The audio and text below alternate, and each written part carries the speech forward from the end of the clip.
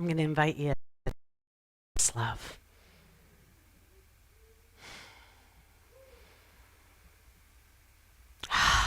Thank you. Thank you. Thank you.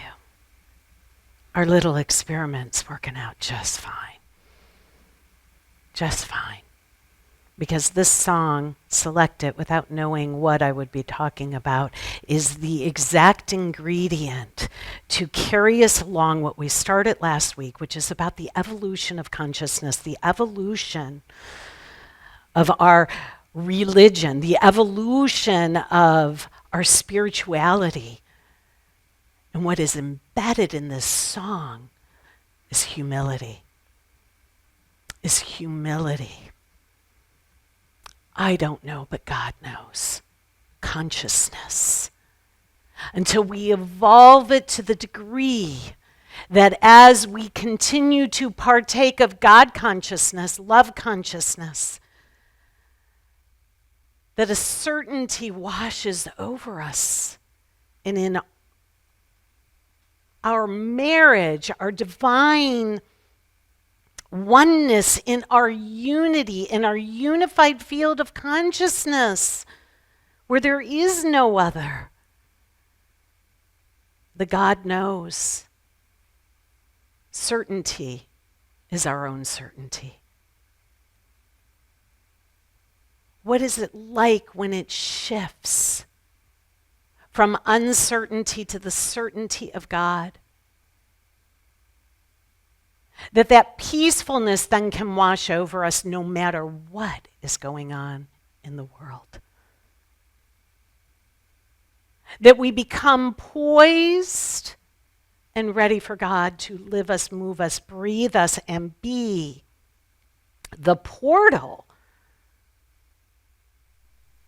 through which heaven extends in this experience and expression called life. Take a breath here with me.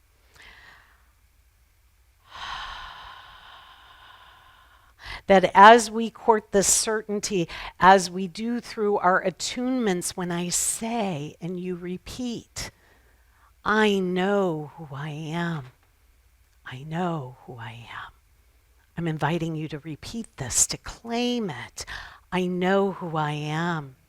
I am spirit. I am unlimited and free. I am here. I know what I am.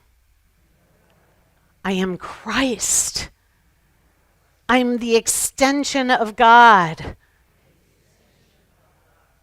I have come.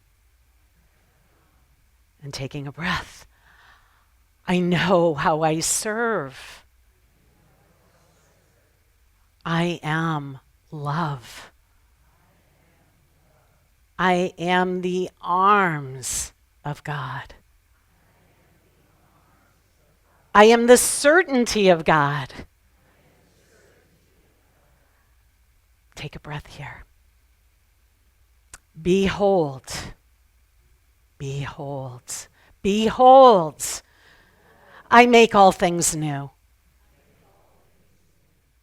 This is the consciousness of our evolving consciousness that we started last week when we introduced ourselves to one another. Remember, we all stood and we said something like this. We said something like, hello. My name is Claudia. No, you don't need to repeat. Hello, my name is Claudia.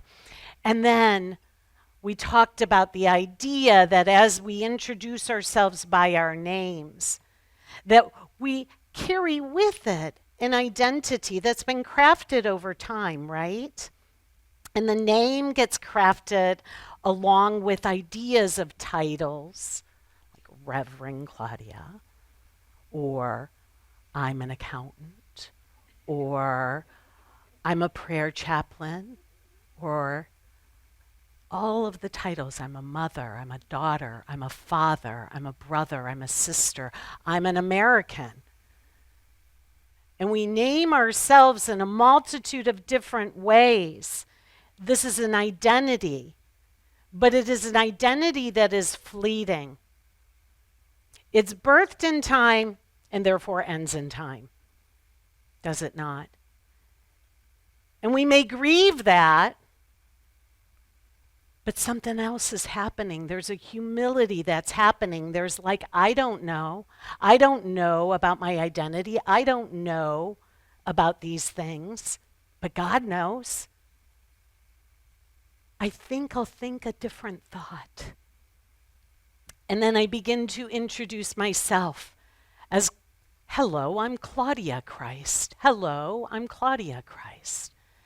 And I'm beginning to say then that the human aspect, that which is fleeting, that which is birthed in time and will end in time, is going to begin to give way to something that is timeless, something that God created, that is eternal.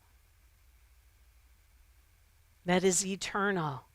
And so the human giving away to the Christ of my being then becomes how I introduce myself again. I'm evolving in consciousness.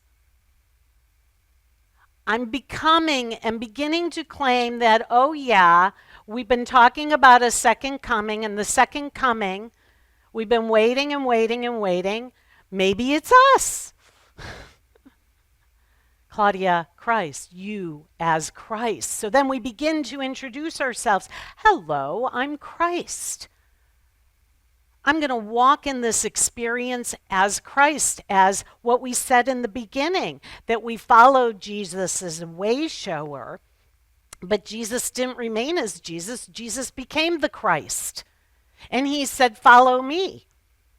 Did he not? He didn't say worship me. He said, follow me.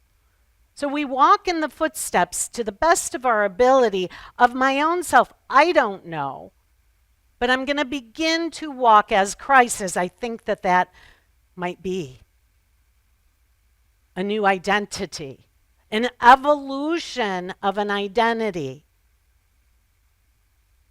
Imagine if that message had been able to be received fully over 2,000 years ago. Imagine how the world might appear different to us now. Good thing there's no time or space. In God consciousness, it's now. It's a now system. And so then we introduce ourselves, and I had you all introduce yourselves to each other. Hello, I'm God. Ugh. I say thank God for the song that Nick picked. I don't know, but God knows. But if I'm God, then that must mean I know. Ugh. But the humility that is necessary at this point, and it's necessary at each point of evolution, would say this: all that I am is God, but I'm not all that God is. And all I have to do is look at you, and I see God. I invite you to look around at your brothers and sisters and begin to see beyond the identity of this world to the God consciousness that's within each of us. If it were prophesied, and it was, that there would be one who would come and then come again to save the world. And we looked for that one, like they look for the Dalai Lama, the new Dalai Lama. And when they say, oh, it's that one right there, guess what? He becomes the Dalai Lama.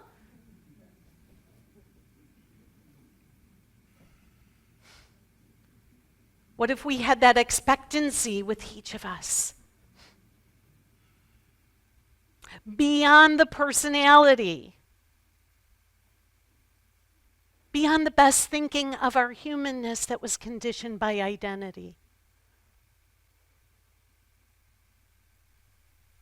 as our prayer chaplains do and are trained, if we have the courage to see beyond appearances. That's what we do here. This community said it was going to be dedicated to a vision of spiritual awakening. This, my friends, is spiritual awakening. This is it, what we're speaking of. And God knows. And when we are in our God consciousness, then we know as well. That's what we're up to here, and this is what transforms lives.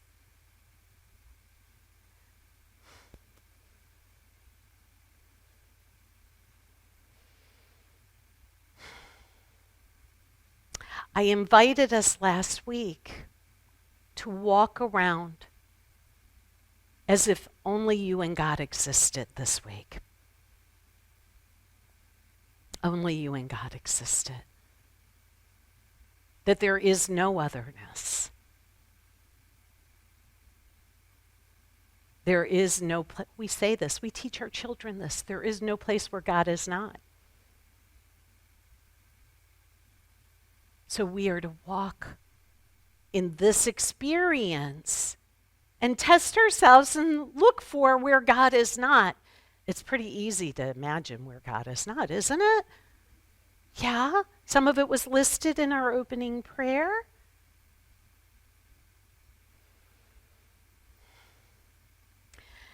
I don't even know if this is working. Is it? I clicked the button and it came up. The only relationship of value then becomes my relationship with God, the source of my being. You don't like the word God? Fine. Use another word. Totally okay with that. There's been a lot made up in God's name that has nothing to do with God. And for those of us who are wounded by that and have been impacted, and I would suggest all of us have been, requalify that name. The only relationship of value is my relationship with love, with peace, with my Creator, the source of my being. Make this your own. So, we walk through life as if only God and I exist. And we come to the idea that, there is no God and there is only God. And so we begin to view all of creation that we look at, the news perhaps, so those things that are challenging. Would love bomb a brother or a sister or terrorize them or allow people to go without?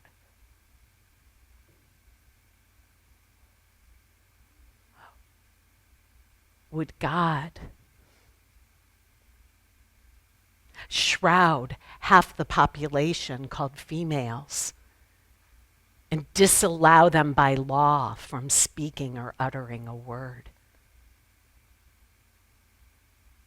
Would God torture and slaughter sentient beings for the sake of food when that isn't required?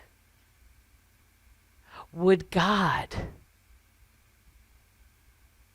create a polarity in which there's argument and disrespect in a political system that is meant to serve the people? All the people who inherently have the same desires and needs as one another.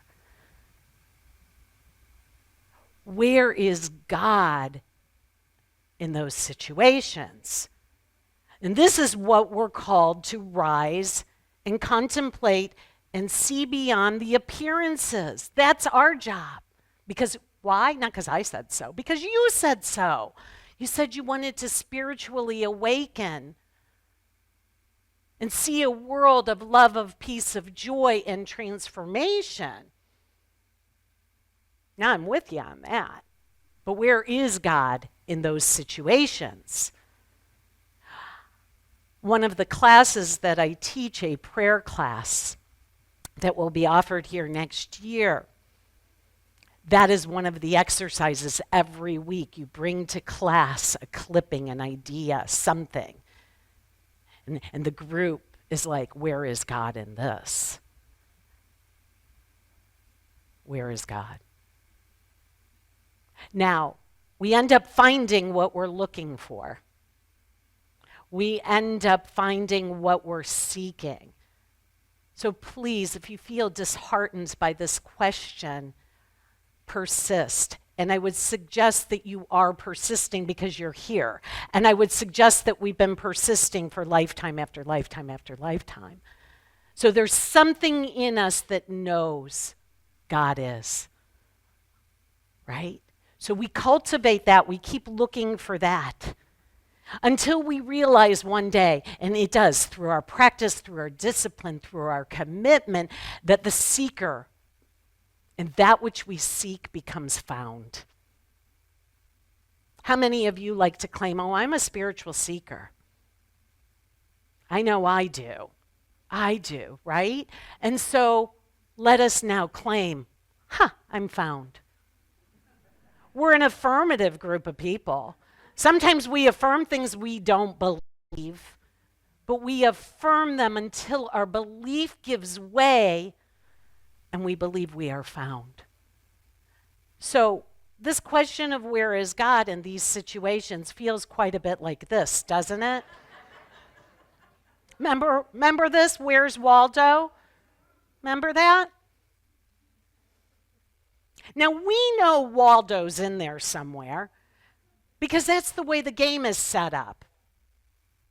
So how many of us would persist to look for Waldo until we found him? Right? Right? Now there might be some people too young to remember this. I don't know. I remember this, but I'm not that young anymore in this realm. So where is Waldo? And that's what we're doing. In some ways, we're playing a game now. And so when we're playing a game, we can lighten up a little bit, right? We know Waldo's there. Where is Waldo? There's Waldo right there. Guess what? It's you. And look to your right. It's him or her. Look to your left. Look around the room. There's Waldo. Waldo's all around, just like God is. Just like God is. Now, some of us get sick of playing the game or we become disheartened, and I can understand why that is. I've been disheartened before. I've been at the bottom of the barrel many times in this lifetime. And the bottom of the barrel looks like addiction, looks like despair, looks like a deep and profound grief, a disillusionment or a disappointment. You thought it was going to be different, or I just can't quite get it yet. But we persist. There's something in us when we come together in spiritual community, we hear messages, we listen to music, we pray with prayer chaplains, we give service to the world, and we know God exists. Take a breath here. My vision for this community is that nobody leaves the campus with a heavy heart. And that if you are aware of having a heavy heart, we humble ourselves in humility and we walk through the chapel and we ask for prayer. Or we sit in Meyer Hall and we connect with somebody because we're not in this alone. Anytime I might imagine the absence of the presence of God, I can look in this spiritual community and I know on Saturday mornings there are people serving food to those who do not have food. Or there are individuals who said, I'll be God with our children, and I'm going to hang out with them, while God reveals itself through them. Who's serving who? To me.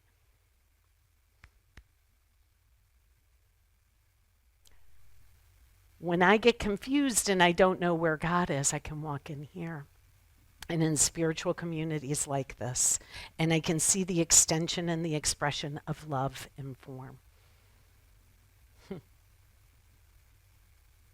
And we persist and we keep looking. And we look to the right and we look to the left. And when somebody's misbehaving, according to my standard, I pause. I don't know. But God knows. And I'm willing to humble myself, which is really the only thing your ego cannot tolerate. One is ignoring it, which is why we turn to the affirmative. We tell the story for as long as we need to, we vent, we get the support. And now when we tell the story, we begin to have a better ending. I don't know why I feel this way. I don't know why it's hard right now. But God knows I'm going to turn and I'm going to look for God. So we take a breath here. The beauty of the evolution of our consciousness is that in one way, it never ends. It's always unfolding. But it brings us to our freedom and our own sovereignty. So by saying that God is the only relationship of value in our lives, we become restored to our divine identity, but also to the fact that there's a divine order to things. That while maybe I can begin to fathom that all that I truly am is God, and I'm humble, I know I'm not all of it. But then I also know I didn't create myself. But while I may not have created myself, like the divine self, the Christ itself, because that's the spark of the divine within us, the moment that came into existence, I was given dominion and sovereignty over my experience. And that's freedom. And that's what we teach here in Unity. We begin to be taught to, and I'm going to say it in a way that might sound harsh. You ready?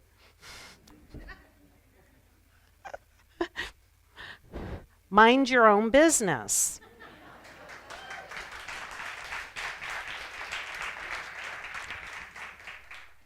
But what that really means, you might not like this part either, is your only business is your mind. And that is where your sovereignty is. And that is where your dominion is. I'll never forget when I first came to these teachings, I had a spiritual counselor, and I would go and I would cry to her and I would tell her my story of woe. And I didn't have any inkling of how it could be any different at that time. And she'd slap me around. You know, mind your own business. Your only business is your mind. You have dominion over your thoughts. And I'm like, no, I don't. No. Not me. Let's just nod. Let's wink. Let's wink and nod until we believe it and we can claim it. So that leads me to this. Thoughts are things. So as we mind our own business, and our only business is our mind, is our consciousness, are the thoughts that we think, we must realize that back to the Where's Waldo scene, back to the news stories, back to bombings, back to all of those things, those are thoughts that became things. God didn't create that. We did. No, I didn't. Well, we're part of a consciousness that collectively has thoughts that coagulated into form, into structures, into bypasses that convinced us, back to the Waldo scene, all of those distractions are real. And what we do here is we deny that. We say, no, thank you, not anymore. I'm not going to think that way. I'm going to think independent of circumstances. Oh, God, that's hard sometimes, isn't it? But we have the ability and the calling and the proclivity really to do it. Thoughts are things. Mind your thoughts. In A Course in Miracles, it says, Lesson 16, one of my very favorite ones, it says, there is no more contradictory statement than the idea of idle thoughts. It's idle thoughts that made up that scene of distraction.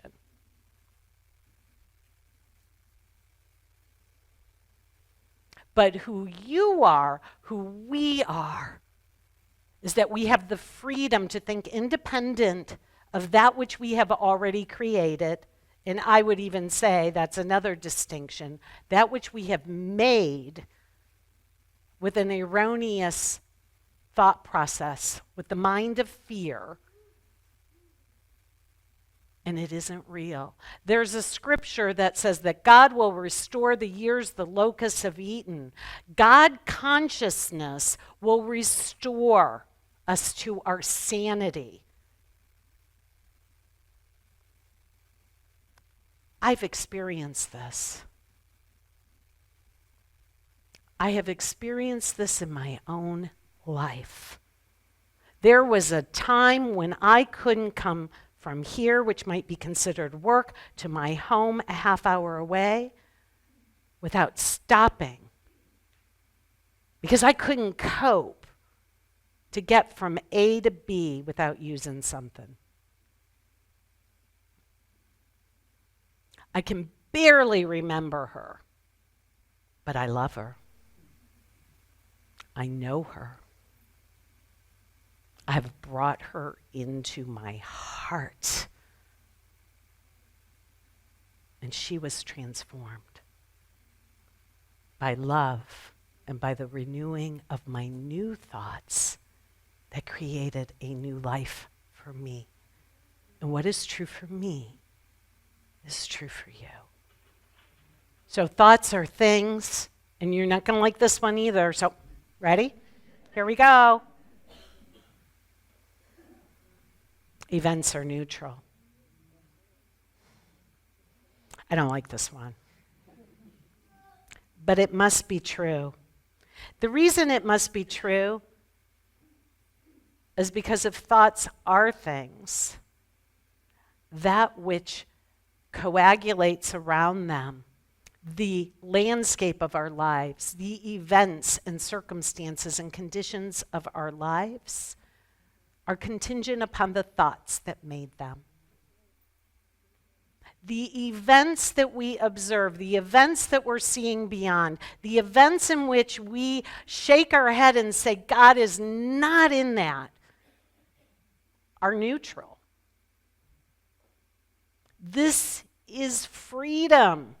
This is essential to begin to see this so that we can poke the holes into the erroneous landscape that we've made, the distractions that we have made, and create anew.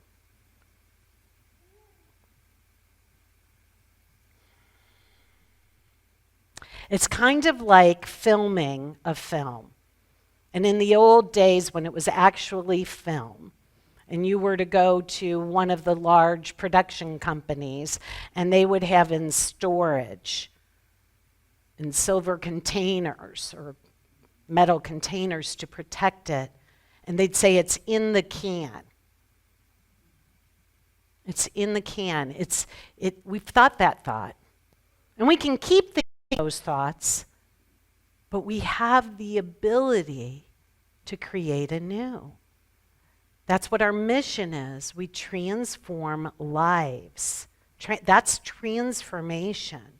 And we can only know that when the scary events and the shadows of those scary events are brought to the light, and we can heal and think anew. Now, you know what? We've talked already about a lot, and it's right around this time when the conversation needs to end. And there are some people maybe where the conversation needed to end about 5 minutes ago, and I'm just going to say, take a breath there. When you've had your fill, just take a breath and presence. And be a beneficent presence in the moment.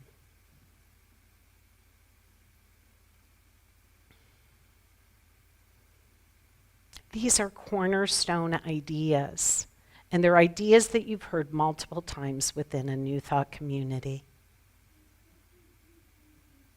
But just because we've heard them before doesn't mean they're any less true or relevant.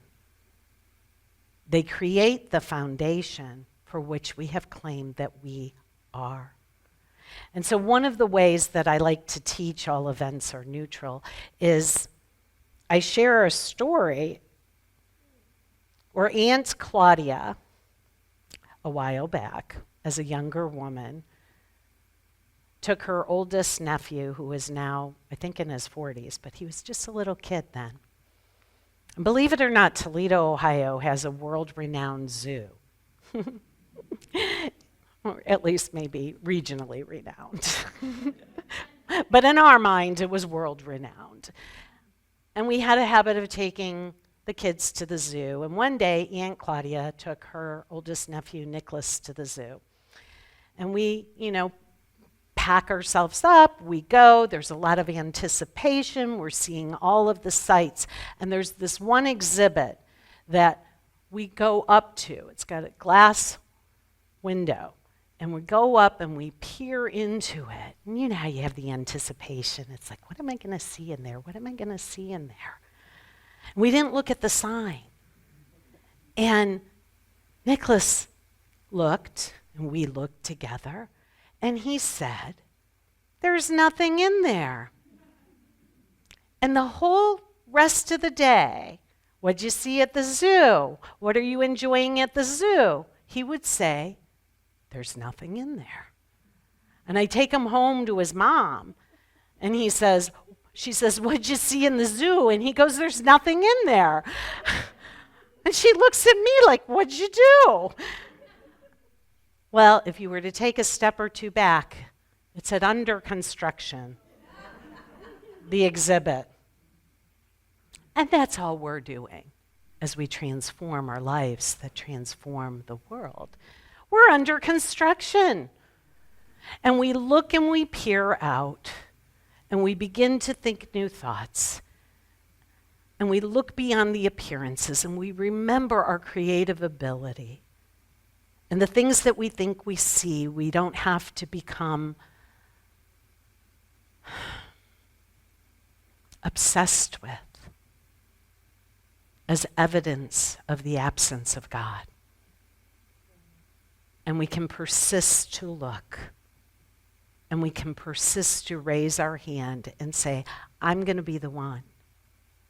I'm going to be the one that sees God here. I'm going to invite you to raise your hand if you're willing. And when you raise your hand like this, you're saying, I'm willing to see God. I'm willing to claim that the only relationship of value is my relationship with God, with love. And I'm willing to walk forth this week as if only God and I exist. And I'm willing to think new thoughts. And I'm willing, what's the last one? to believe that nothing occurs in my experience except that which I called forth, and I'm going to call forth love. I'm going to call forth peace. I'm going to call forth joy. This is our whole entire teaching in a nutshell. And now we're going to go unpack it for the rest of our time and days together. And we're going to begin by forgiving ourselves for where we made up something other than God, other than love. We're going to forgive ourselves. We're going to walk forth. God's not forgiven our trespasses. We are. And you can't do it wrong, and we can't fail. We just wake up. Anybody willing to wake up with me? Anybody willing to wake up? If you're willing to wake up with me, I'm going to invite you to stand. If you're willing to wake up and be a stand for peace when we think and see people dropping bombs on each other. If you're willing to be a stand for love when it seems unloving, if you're willing to be a stand and to seek God and God consciousness wherever you are, you, everyone who is standing, you're all the ones we're waiting for. And so I'm going to invite us to take a breath here.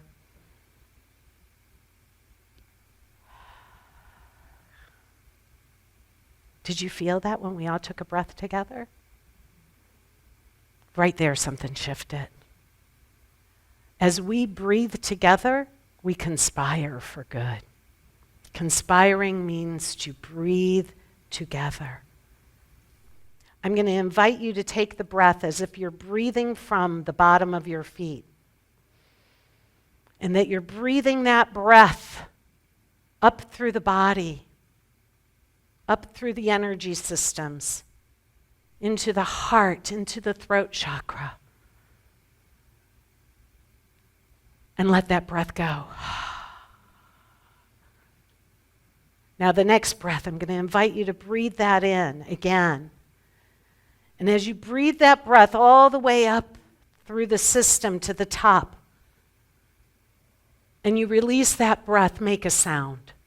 Ah.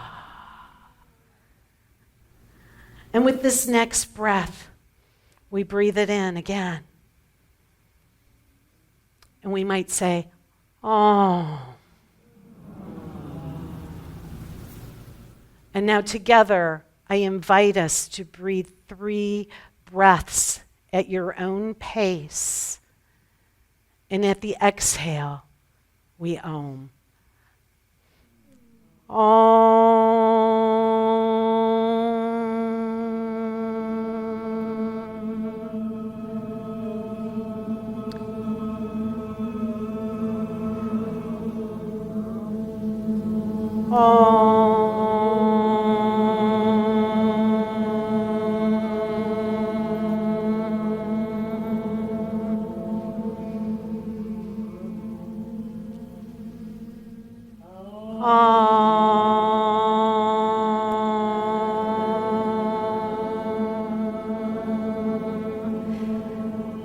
I'm going to invite you to continue this as you hear my voice.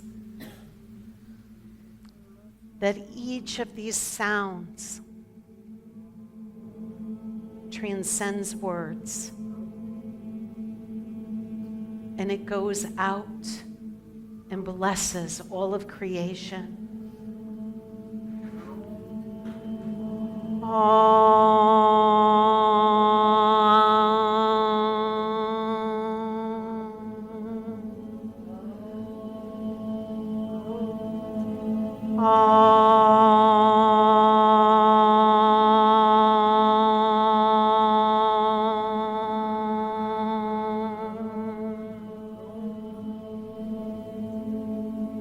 It becomes the voice of those who do not have a voice. It becomes peace for those who are not experiencing peace. It becomes the light for those who seem to be in darkness.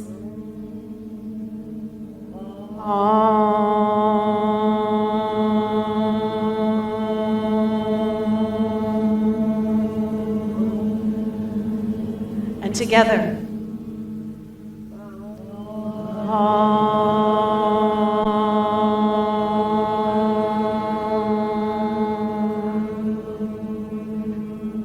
And then we simply breathe in and out and feel what we feel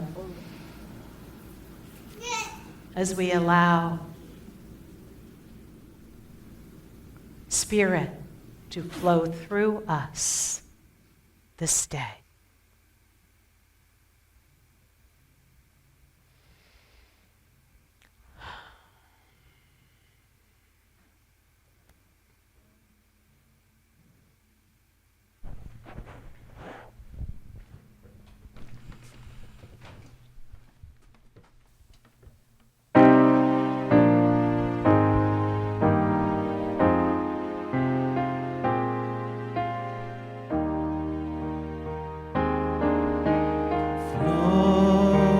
Spirit, flow through me as I open up to be an expression of your unfolding peace. Show, Spirit, show through me as I open up to be an expression of your unfolding